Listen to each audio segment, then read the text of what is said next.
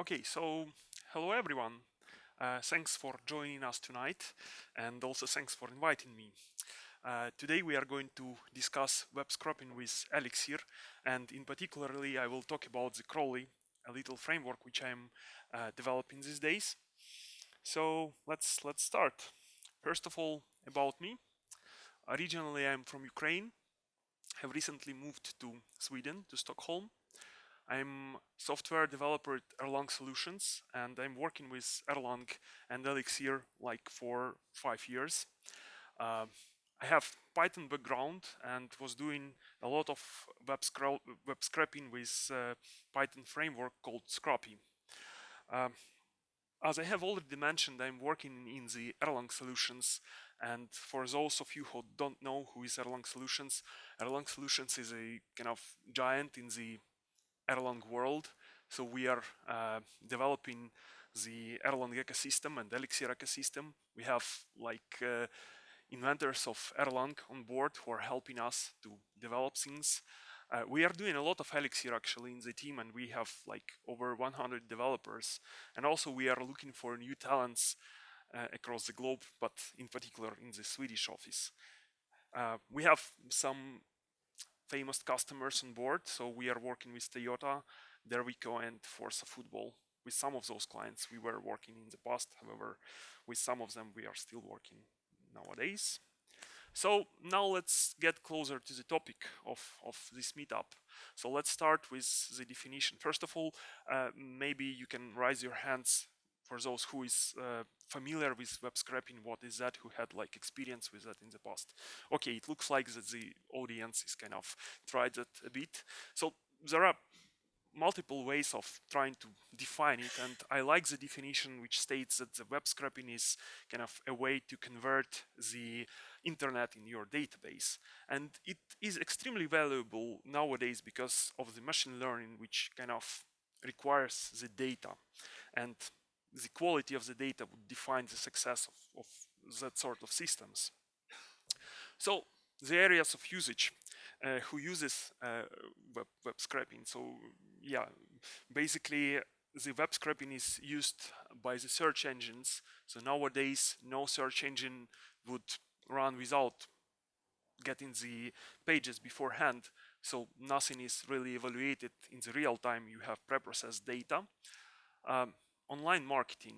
So regarding the online marketing, people would crawl the prices from various websites, and then they will build analytics based on those prices, starting from the systems which would allow to compare prices, ending up with the systems of dynamic prices. Sometimes you can kind of increase the margin based on like possibility to bet with the best price on the market in the dynamic things. Machine learning. So with machine learning, I would say that the 70% of the success would really depend on the data, and the remaining part would really depend on the possibility to ask simple questions and to answer on them. From our point of view, kind of machine learning is nowadays at the stage when you have a lot of libraries built by giants like Google, and you can just use them. So the vital point is the data, and most of the time people do not have the right data and do not have the good sources of this data. Well, regarding the e-commerce, I would mention the possibility to extract the data from the search engines and to understand like your positions in the Google search result, which can be kind of valuable for people who are doing the analysis and who are running the e-commerce sites. HR. So yeah, I would mention this HiQ kind of case. These people are crawling the data from LinkedIn and then making the analysis of the profiles of software developers. Who is doing what? How many people do we have in Java? How many people do we have in Elixir? And what are the updates? How do they move around the ecosystem? Uh, well, the political researches. In the past, we were crawling Facebook and we were analyzing the data across the profiles.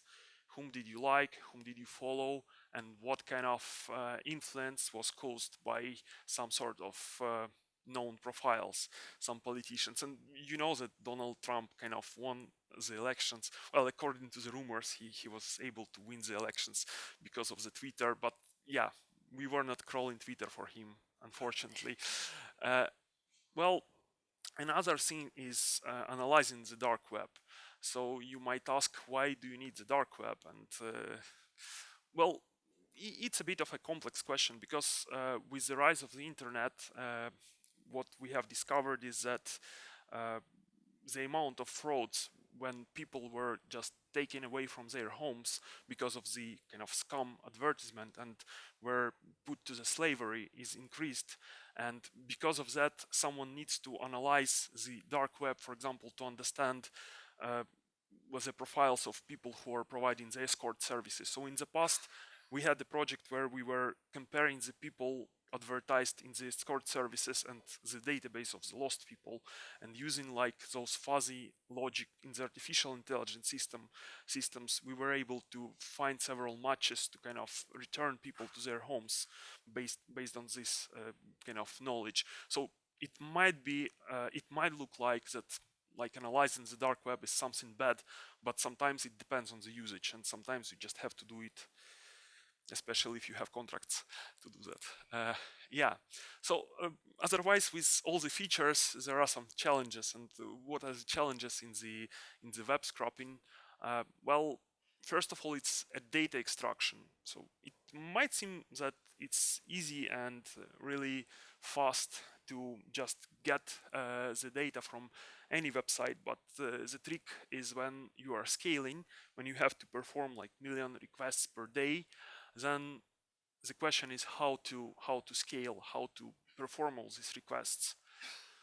The second problem with data extraction is JavaScript. More and more websites are JavaScript based, and these days you would have to think how to render JavaScript, because most of the command line clients, and those clients are normally used with web scraping, would not be able to present the page as the customer would see it. Another thing related to the scaling is concurrency. So indeed, you need to be able to perform a huge amount of requests in a short period of time. But from the other hand, you also need to be able to control it. So you need to be able to throttle your system so it's kind of polite and you are not bringing down websites which you are kind of crawling. And that's why it's important to kind of follow some rules. And the second thing is, if you have robots.txt, most of the time you need to obey that. Sometimes you just have to kind of ignore it, but most of the time it's better to obey it, because otherwise you might get an abuse report, and then your kind of hosting provider will decide to seize your infrastructure, and it can be quite painful. Yeah. Yeah, so it's a format of it's a data for web crawling, how to crawl the site. Literally, website owners would define rules and would kind of state which links you can follow and which links you cannot follow. And also, it allows, by the specification, it allows you to enable and disable specific user agents.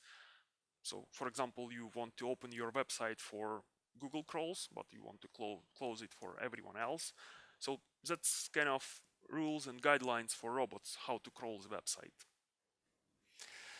It's pretty standardized, so you would expect to see it at the root of the website.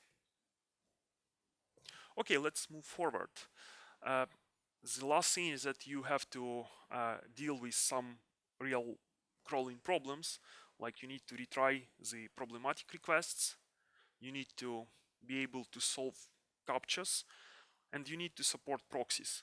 Not only to solve CAPTCHAs, but also to be able to request the data from a right location, because sometimes websites would present the information in different ways. So these are the challenges, and now let's talk about how these challenges can be solved and what there are in the market at this point, and what is used for web scraping. So first of all, CURL and wget. Those are very stable tools. They are quite fast because They are C-based, and basically they are on the market for decades already. However, it might be a bit hard to scale with them because they don't have a flexibility for you to define how you want to crawl, and they wouldn't help you to extract the data. So when you would have to extract the data, you would still have to define the parsers to do that. So you cannot just build your system based on the CURL and wget, at least if you are going to scale. Then, well, as well as I came from the Python background, I would mention the Pythonic tools. So people are using Python and with the beautiful SOAP to make a pure requests and then to extract the data using the beautiful SOAP. Or they can do like the Python requests with the help of the Selenium or headless browsers. This approach is really nice to try, and it can give you results just out of the box.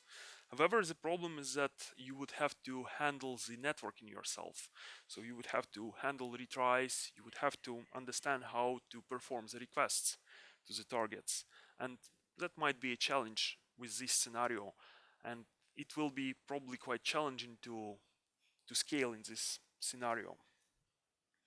Finally, there is a possibility to use Python and Scrappy, and I think that currently it's one of the most popular choices for doing the web crawling, because Scrappy is a mature framework developed from the beginning of 2010s, and I kind of participated in the initial development of this framework and was kind of around the team who was making modifications to it.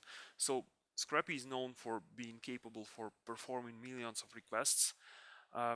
It's not that scalable at the end of the day, and also, as well as it was built quite a long time ago, I think that nowadays we can do it better, and there are some new tools, and I think that we should really try and we should really bring up something new to the ecosystem, and I will explain the reasoning soon.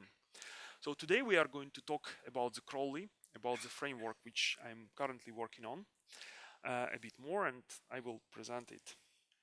So first of all, what is the motivation? Why would you choose Elixir for web crawling? From my point of view, Elixir is a modern language which just appeared in the radar, and it has a lot of attention from people, and it allows a lot of like things like metaprogramming, and it is quite capable for doing complex networking operations. It is scalable, and it has built-in Erlang distribution like injected. So it allows you to have multiple nodes, and you can easily coordinate your crawling activities, which is quite handy if you have to perform like millions requests per day for one given target, where you will be hitting the boundaries of the bandwidth limits of your node. So basically, in this case, it's better to like distribute the load a bit. From my point of view, the Elixir has quite a good ecosystem and tooling for the rapid application development in general. So it's a great tool for prototyping. It has Phoenix on board, so you can do the front-end parts easily. It has the Phoenix live views, which allows you to kind of do a lot of things on backend and having a nice front end. It's based on the solid platform, and it's quite fast, so it has Erlang performance, and it's kind of way faster comparing to Python, especially because of the fact that it can utilize cores properly. Okay, so let's basically make the introduction on Crawly. So what is Crawly? Crawly is free and open source framework. I have built it based on my experience with Scrappy, so it kind of copies a lot of concepts of the Scrappy. However, it re-implements most of the things based on the Erlang and Elixir paradigms. It has a lot of features built in, like it would allow you to filter out duplicates, it would allow you to validate items and to decide which items are kind of full, which items needs to be dropped, and which items need to be like post-processed, for example. It can restrict crawling to the same domain by default, but sometimes you can disable this feature and you can do so-called broad crawl when you are crawling the data as it arrives and when you are discovering new websites, which can be quite handy, for example, if you don't know where to search for something and you are just going to define if your crawler should move forward, extracting more data. It has built-in throttling and user agent rotation. And finally, I kind of proud of presenting the unified system of the data extractors. So the data extractors are models which should just follow the same format, and it's kind of the same across all crawlers. So the trick is that you don't have to invent anything. You don't have to kind of do the networking yourself. You don't have to think about how to download pages. You just need to define how you would want to extract the data. And those extractors, they are pretty simple from my point of view. Yeah, so I have spent quite a lot of energy in order to create a good and compiling documentation of the project. It is indeed good because it kind of the best documentation of the library in the Elixir ecosystem. So it would be quite easy to start with Crawly. Yeah, that's a funny picture, just to drive your attention to it. Yeah, so let's start. Let's see what it feels to create like a spider and what it feels to start with Crawly. So first of all, I have made a bit of magic in order to be able to bootstrap the application in a fast way. And here I want to separate this presentation into two parts. So first of all, I will show how to set up the basic project. And then when it will come to really running it, I will switch on the video just in order to avoid kind of messing with demo gods, because if you will do something wrong to them, they will kind of pay you back, and no one knows, maybe if it will work out this time, maybe it will not work out during the next presentation, right? So let's do it this way. So basically, yeah, you can see. So basically, I cannot even copy it properly. So let me switch back from the presentation mode. And now now I have the copy paste capabilities back. So basically you are just starting a regular Elixir project, and I'm switching to the console now.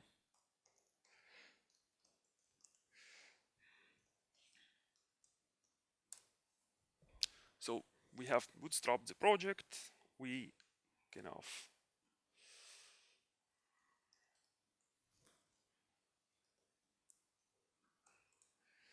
okay, not this way. And once the project have been set up, you are just adding Crawly as a dependency, and basically that's it.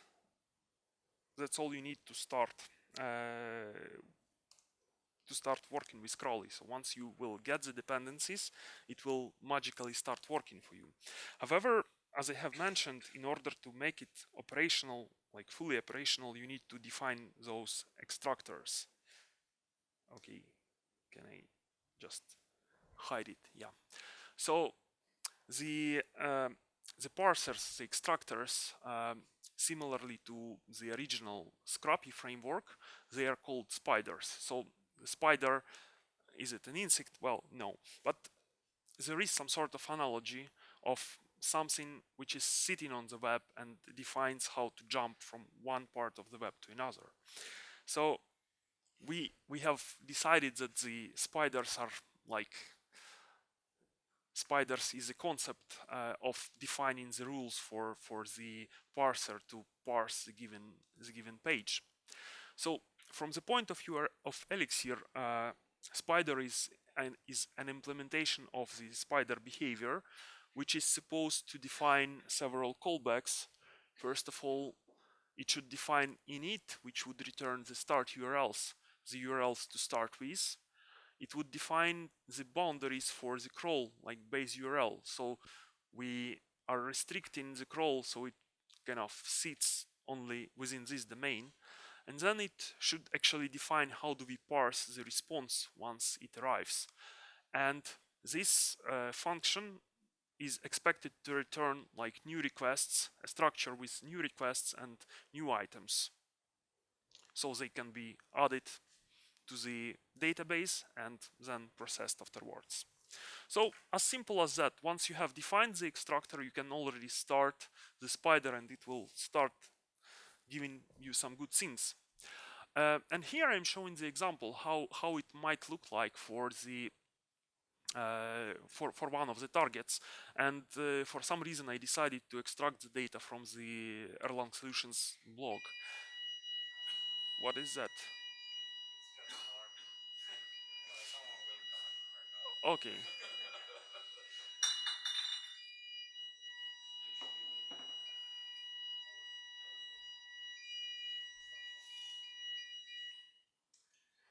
Okay, so if you don't mind, let's continue. So this way we are defining the behavior and we are setting the base URL, we are setting the init URLs which would point directly to the blog, and then finally we are extracting the data from the response. Here I'm using the Floki library and I'm honestly using it not in the best way, so I'm kind of parsing the response body multiple times, but it doesn't matter for the demonstration purposes. So basically I'm extracting hrefs from the body of the response, and the hrefs I'm interested in are only from the like links which has more class attribute, and then I'm converting those hrefs to requests. So I have decided that it's important for us to work with requests, not with just links, because the requests would give you more flexibility in terms of like mangling those requests. So you can add some additional parameters like user agents, like other HTTP headers to your request, which would make the crawl more flexible, which would allow you to get more pages when it comes to the bunning. And finally, afterwards, I'm extracting the item itself. So I'm taking the title, and then I'm just returning the expected structure, which would have like the requests, and it would have the item with two fields like title and URL. Well, so basically that's about it, and I have wrapped everything in a nice Git magic, Bash magic, so you can kind of copy paste this directly, and it will be stored in the right folder. So this cut you off. I'm not sure if you are familiar with this format, but it allows you kind of to create the files on the fly with a given content. Okay, so yeah, let's talk a bit about the configuration. So Crawly has a lot of like things predefined for you, so you can start without defining any configuration beforehand, and you will use the default values. But otherwise, this way I'm describing what the default parameters you have and how you can kind of tweak them. So basically, here you can see possibilities for you to control different aspects of the Crawly behavior. And I think that the main thing is to mention here are pipelines and middlewares. So as I have mentioned, Crawly has a possibility to tweak the requests, and this is performed by middleware. So technically, every request you will discover will pass through all these middlewares, which will just kind of update the request, and they would define if this request is good enough to be kind of then executed. And Crawly itself can be extended this way, so you can write your own middleware which would define how the request should be kind of treated. And the same happens with the item pipelines. So item can be pre-processed with the pipelines which are defined this way. So in this particular case, I'm defining 3 pipelines which would validate the item to check if it has all the fields which are expected to be there.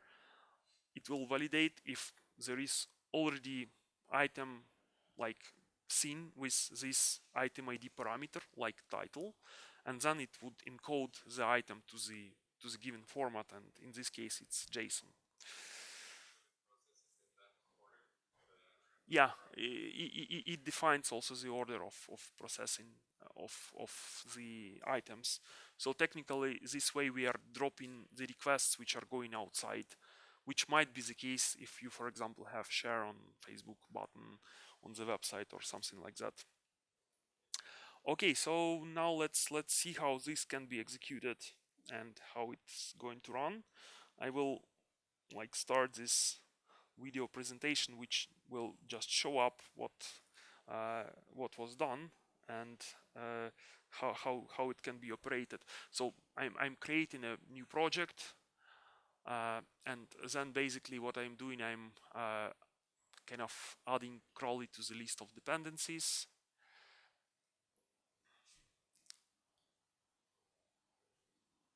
Yeah, sorry, it's not that smooth here.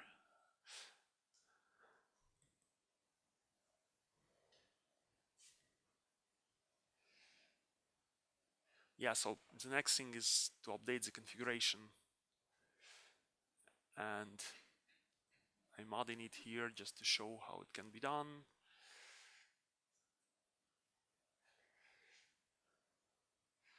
So now we are getting the Crawly, and finally, using that magic defined before, we are just kind of defining the spider.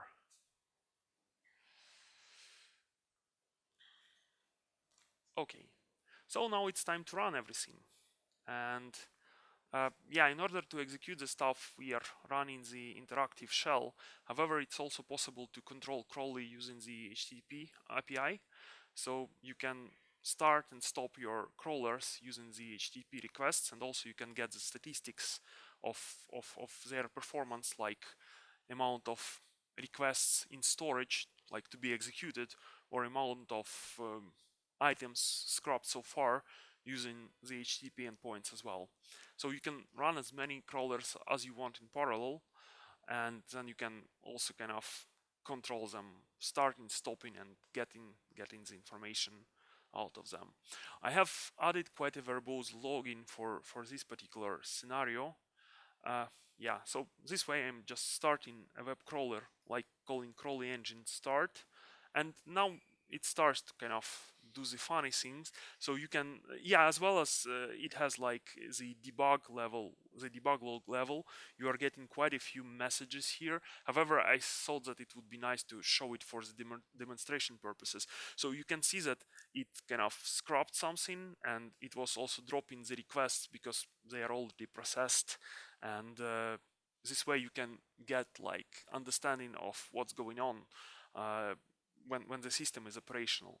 And finally, Crawly has a built-in system which checks if your crawler is performant, because sometimes it happens that you have started doing something and then you don't have more pages to execute, or you just want to kind of make sure that your crawler is kind of faster than some threshold. For example, if it's crawling faster than 10 pages per minute, because otherwise if it's slower, then basically something is wrong, and that would mean that you should probably stop it and you should kind of review the performance. So here I'm just showing the messages. Okay, during the last minute we were able to get like 190 items per minute, and soon enough you will get another messages like during the next interval of time we've got nothing, so we are stopping the crawler. Yeah, I think we will not wait for that because it will take another minute of time.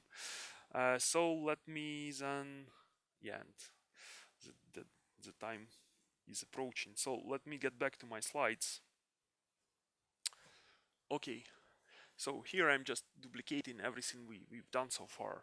So let's speak regarding the results. So results themselves, they are stored in the file system, and you can define the place where they will be stored. In this particular scenario, we are storing everything by default in the TMP folder. However, this storage part is kind of flexible, so you can upload the data uh, to the other storages. Like you can kind of put the data to the database directly, and there are some pull requests, or other people were kind of experimenting with the pipeline which would write the data to the database. And also it's possible to extend it and to store the data directly to S3 buckets instead of kind of storing it on the file system, but that's kind of still in plans. Okay, so let's make a short summary of Crawly. Let me kind of define the core features. Uh, I think that the main core feature of this product is a documentation, and I think that the documentation should be a core feature of any product.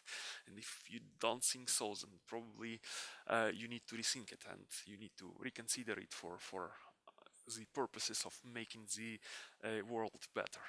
Uh, so it kind of has the possibility to do the request magic. So it has the possibility to extend the requests pre-processing using those middlewares, and also you can control the requests on the spider level as well.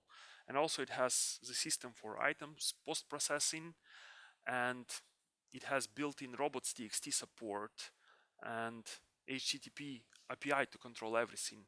And finally, you can use the interactive console to see how the data can be extracted and how to debug it. Yeah, finally, Crawly is a product and we are constantly working on improving it. We have something in plans.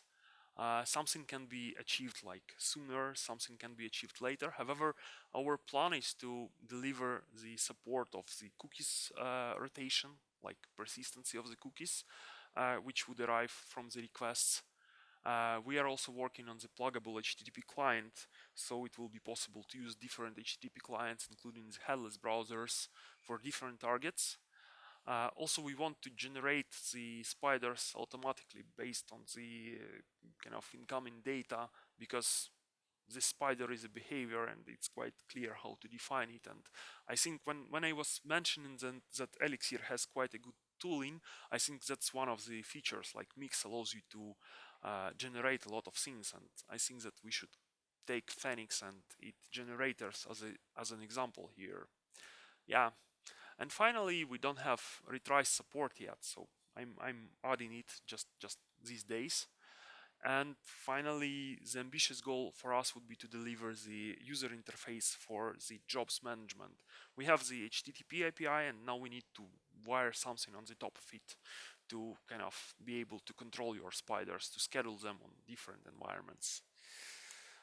Yeah, finally, we are looking for contributors. If you are interested in the possibility to cooperate with us, if you are looking for some sort of guidance, for some sort of the code reviews and possibilities to play with a real project, then don't hesitate to write to us and don't hesitate to be a part of this project. So just encourage you to try. If you don't think that you can do it, you can do it. You can help us and you can help make this product better, and you can help to bring some interesting stuff to the Elixir world to compete with Python in this particular case. So thank you for listening. Thank you for being such a great audience.